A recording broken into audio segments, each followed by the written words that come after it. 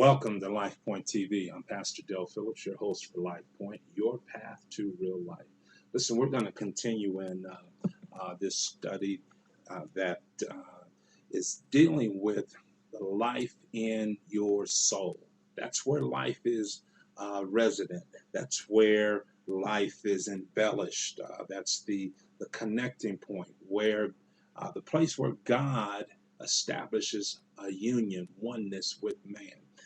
And as we turn back to Matthew chapter 16, I want you to join me as we review our scriptures that are set around this subject. Verse 24 in Matthew chapter 16 says this: Then said Jesus unto his disciples. He's talking to those who are committed to follow. Remember in our previous broadcast, our previous series, we talked about come unto me, all ye that labor and are heavy laden. This is a reflection of those who have made that choice, made that commitment. The disciples, those who have come. Listen to what he says. This is a review of this contract, this spiritual commitment. Jesus said unto his disciples, if any man will come after me, let him deny himself and take up his cross and follow me.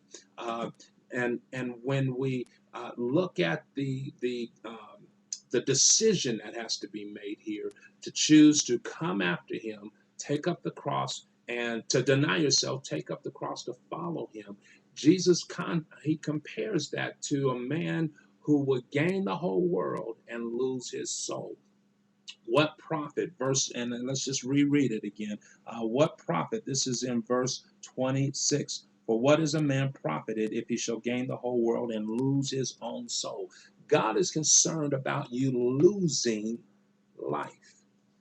God wants to make sure that we are embellishing and developing the life that is in the soul. That's his focus. It's not on the outer man, it's on the inner man. While you and I find ourselves wrestling with satisfying everything concerning the outer man, the external world around us convinces us that we should focus in on the outer man. God says, I'm concerned about what's going on inside of you. So, as Jesus says to the disciples, if any man's going to come after me, going to follow me, let him take up his cross, deny himself, take up his cross, and follow me. There's a requirement for releasing in order to receive.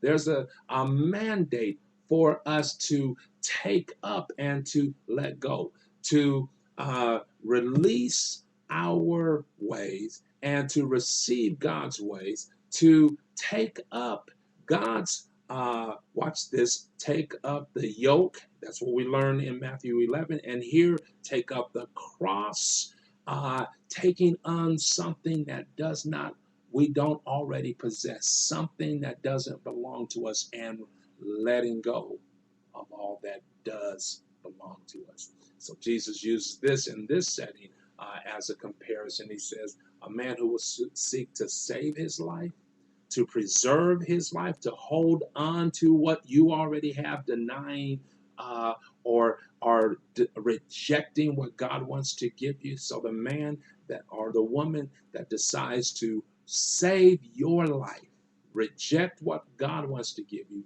you will lose life. The man or the woman that chooses to release, let go of what you have, to deny yourself of what you desire, and to take on life.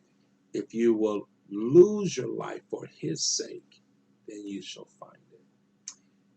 This is the daily conflict, the challenge that we have in this world, making the greater choice of releasing so that we can receive life, denying, letting go so that we can take on what God wants to give us, taking up the yoke, taking up the cross, something that's not already in my possession, but taking on something greater so that we can have life. These are the conditions for life working for us. These are the requirements in order for us to make life work. Jesus says, I'm concerned about what's in you, what's inside the man. I want you to have life in your soul. In order to make that happen, you have to be willing to follow me, to deny yourself, take up my cross, and be a part of me.